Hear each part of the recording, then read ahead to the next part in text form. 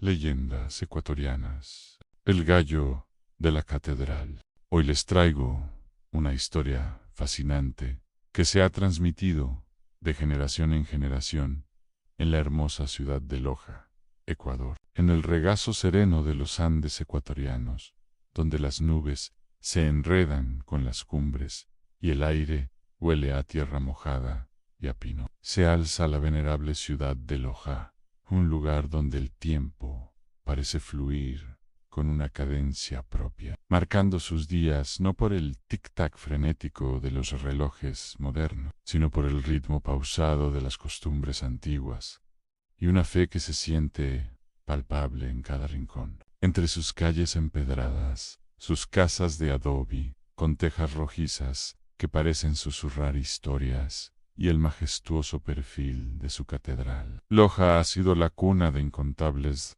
relatos, leyendas que, como hilos invisibles, tejen la identidad de su gente. Y de todas ellas, quizá ninguna resuene con tanta nostalgia y misterio como la del gallo de la catedral. Imaginen por un instante la Loja de antaño. No había luces de neón ni el bullicio incesante de los vehículos, solo el murmullo del viento entre los tejados y el eco lejano de alguna voz. En la torre más alta de la imponente catedral, un faro espiritual para toda la provincia, se alzaba una veleta peculiar, en una figura de gallo, forjada en metal, que con su silueta erguida y su postura vigilante parecía desafiar al viento. No era, insistimos, un mero adorno arquitectónico. Para los lojanos de aquel tiempo, este gallo de metal poseía una cualidad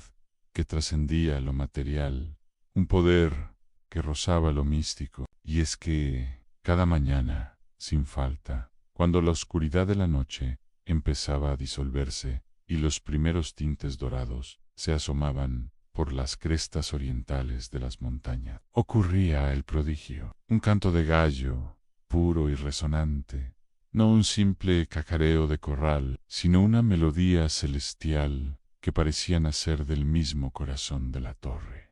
Se esparcía por toda la ciudad. Era un trino majestuoso, un sonido que envolvía los hogares, se filtraba por las ventanas y despertaba a los durmientes con una dulzura inusitada. Los campesinos se levantaban para ir a sus labores, las amas de casa encendían sus fogones, los comerciantes abrían sus tiendas. Todos, sin excepción, se sincronizaban con aquel canto bendito. Se convirtió en su reloj natural, su señal de inicio, su certeza de que un nuevo día, lleno de promesas, había amanecido bajo la mirada protectora del cielo. La vida en Loja se tejía al compás de este canto. Los niños crecían escuchando las historias sobre el gallo, que si era un ángel disfrazado, que si era un milagro otorgado por la Virgen. Los ancianos, con la sabiduría que solo el tiempo puede dar, rememoraban con una chispa en los ojos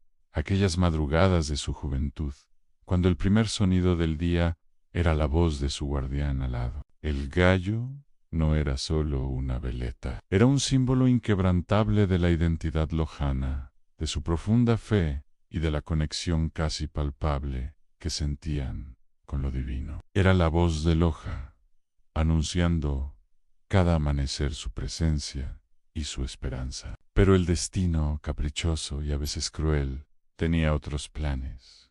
Una noche, un temporal furioso azotó la ciudad. El viento aullaba como un espíritu errante, y los truenos retumbaban con una fuerza que hacía temblar los cimientos de las casas.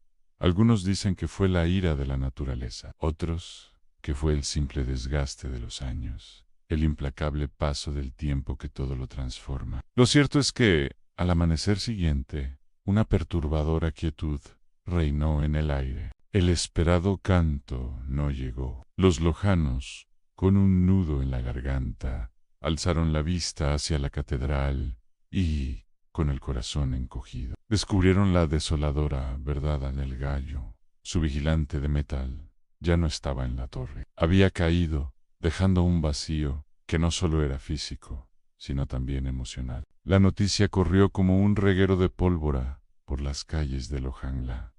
Gente se agolpaba en la plaza, sus ojos fijos en la cumbre desolada de la torre. Se preguntaban qué había pasado, si se podría recuperar el gallo, o si su canto se había perdido para siempre. Los días se convirtieron en semanas, las semanas en meses, y el silencio de las madrugadas lojanas se hizo más profundo, más melancólico, aunque otros gallos de los patios vecinos seguían cacareando al despuntar el día. Ninguno poseía esa resonancia particular, esa cualidad casi sagrada que había distinguido al gallo de la catedral. La magia se había disipado, dejando un hueco que la vida cotidiana no lograba llenar. Con el tiempo, la catedral de Loja fue sometida a una necesaria restauración. Se repararon sus daños, se embellecieron sus fachadas, y con gran expectativa se decidió colocar una nueva veleta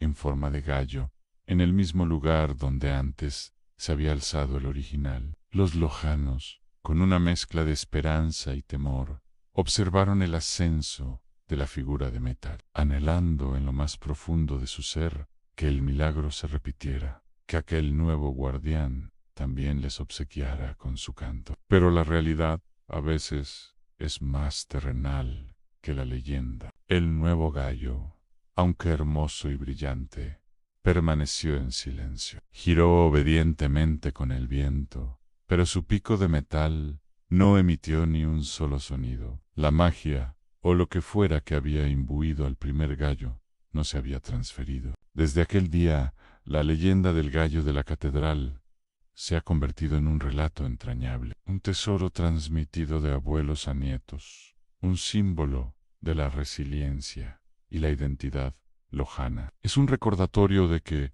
a veces, la grandeza reside en lo efímero y que los milagros pueden manifestarse de las formas más inesperadas. Aunque el gallo de la catedral ya no cante con su voz de antaño, su leyenda sigue resonando en el corazón de la ciudad. Cada vez que el viento susurra entre las torres, o cuando el sol tiñe de oro las montañas al amanecer, los lojanos, sobre todo los más viejos, recuerdan con una sonrisa melancólica aquel canto perdido, aquella melodía que una vez fue el alma misma de Loja, un eco eterno de un tiempo donde la fe y el misterio danzaban juntos. El diablo de los Andes. En las remotas y misteriosas montañas de los Andes ecuatorianos existe una leyenda que ha sido transmitida de generación en generación. Una historia de temor, respeto y lo sobrenatural.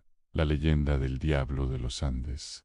Se dice que en las alturas más altas, donde las nubes se abrazan con las cumbres nevadas, habita una entidad oscura, un espíritu antiguo que no solo camina por las montañas, sino que también controla los elementos y las fuerzas de la naturaleza. Este ser no es simplemente una figura demoníaca, sino una presencia poderosa, un protector y a la vez un castigador, cuyas intenciones son tan ambiguas como la niebla que cubre los valles y picos de estos majestuosos Andes. Su apariencia es la de un hombre alto y oscuro, con el rostro siempre cubierto, pero con unos ojos brillantes, casi incandescentes, que deslumbran como dos faros en la oscuridad de la noche. Se dice que su mirada puede paralizar a quienes se atrevan a mirarla directamente, y que su paso se puede escuchar a través de los ecos de los vientos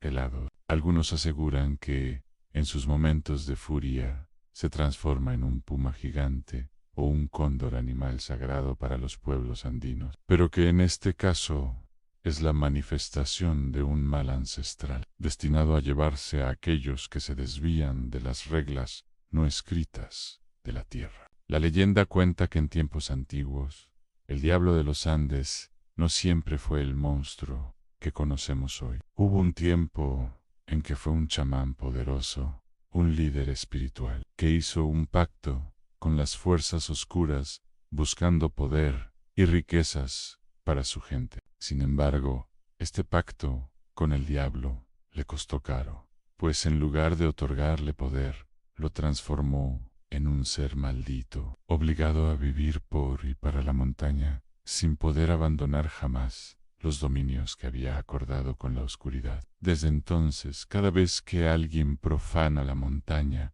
o actúa con codicia, el diablo de los Andes se presenta para castigar a los intrusos. En las noches de tormenta, cuando los vientos arremeten contra los picos y la lluvia se convierte en un torrente furioso, se dice que el diablo aparece en forma de una niebla espesa, y aquellos que se encuentran perdidos en su camino, sin rumbo, se ven atrapados por su presencia. Se escuchan risas burlonas y voces lejanas, y aquellos que se acercan demasiado a la niebla, como si estuvieran siguiendo un faro, terminan cayendo en un abismo, o, lo que es aún más aterrador, desaparecen sin dejar rastro alguno. Muchos cazadores y viajeros, especialmente aquellos que desobedecen las advertencias de los ancianos, han sido víctimas de su maldición, como un recordatorio de que el respeto por la tierra es esencial. La leyenda habla de aquellos que,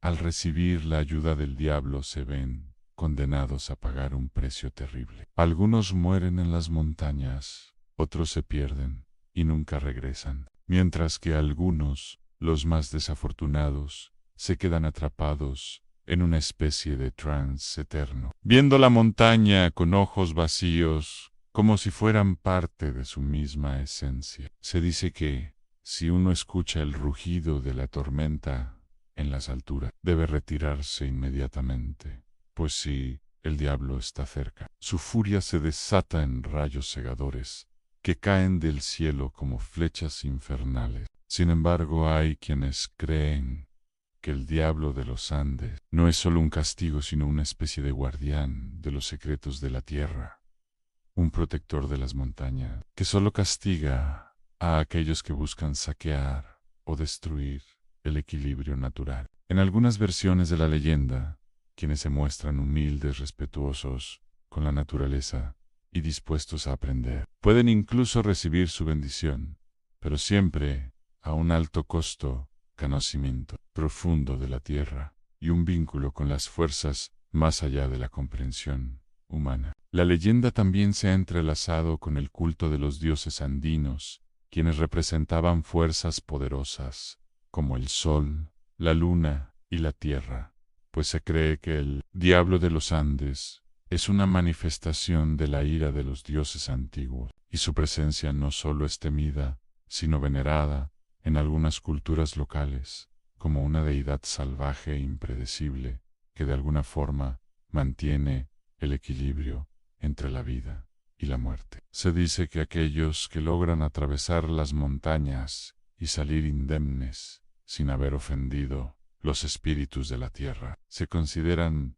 tocados por una suerte única, como si hubieran logrado escapar de las garras de una entidad que representa tanto el mal como el orden primordial del mundo. Sin embargo, hay quienes afirman que el diablo nunca perdona, que incluso aquellos que logran escapar pueden sentir su presencia en sueño, como una sombra que nunca los abandona, recordándoles la existencia de un poder que va más allá de lo humano. Así, la leyenda del diablo de los Andes persiste en el imaginario colectivo, manteniendo viva la advertencia de que el respeto por la naturaleza y la humildad son las únicas formas de sobrevivir en un lugar tan lleno de misterio y poder como estas montañas. Y así, en las noches más oscuras, cuando las estrellas apenas asoman entre las nubes, los habitantes de los Andes aún escuchan susurros en el viento, como si el diablo mismo estuviera cerca, observando desde las sombras de las cumbres eternas, esperando a que alguien, en su arrogancia, se atreva a cruzar los límites sagrados de la montaña. El guagua aullador. Hace muchos años, en un pequeño pueblo andino rodeado de montañas, vivía una madre joven que, tras dar a luz a su hijo, comenzó a notar que el niño enfermaba sin razón aparente. Desesperada, la madre llevó a su hijo a los curanderos del pueblo, pero nadie pudo ayudarlo. La enfermedad avanzó rápidamente Y la madre, incapaz de soportar la idea de perder a su querido hijo, decidió recurrir a los chamanes y las fuerzas más oscuras, buscando una forma de salvarlo a toda costa. Tras mucho insistir, un chamán le ofreció un ritual ancestral, uno que prometía devolverle a su hijo, pero a un precio alto en alterar el ciclo natural de la vida y la muerte.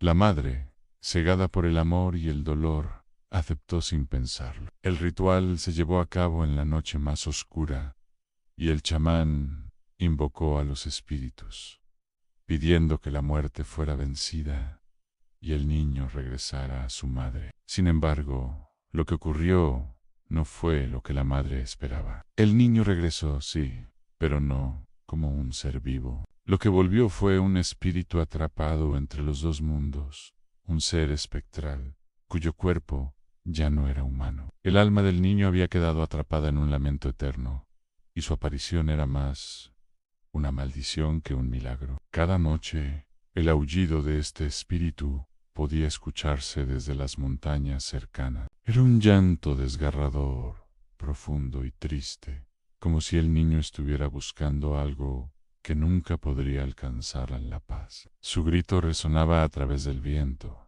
y quienes lo escuchaban, especialmente los más vulnerables, sentían un peso en el pecho y una angustia indescriptible. Con el paso de los días el aullido se hizo más frecuente, y el espíritu comenzó a deambular por los caminos solitarios, siempre buscando a su madre, pero nunca encontrándola. Nadie se atrevía a acercarse a la criatura, pues sabían que su presencia no traía consuelo, sino solo más sufrimiento. Los más sabios del pueblo decían que el espíritu del niño no encontraría la paz hasta que su madre lo dejara ir, pero ella nunca fue capaz de liberar al niño, atrapada en su amor y dolor. La tragedia se extendió por generaciones, y el espíritu del niño siguió su lamento, vagando sin descanso, condenado a recorrer las montañas por siempre. Hoy, en las noches más oscuras, cuando el viento sopla con fuerza en los valles y las montañas, algunos aseguran que aún se puede escuchar el aullido lejano de ese espíritu, recordando a todos que el dolor y la desesperación pueden arrastrar el alma a un destino de sufrimiento eterno. Quienes escuchan el lamento del guagua aullador deben tener cuidado, pues su llamado puede ser el presagio de que algo oscuro los sigue, algo que no descansará hasta que los atraiga hacia su destino en un ciclo interminable de dolor y angustia.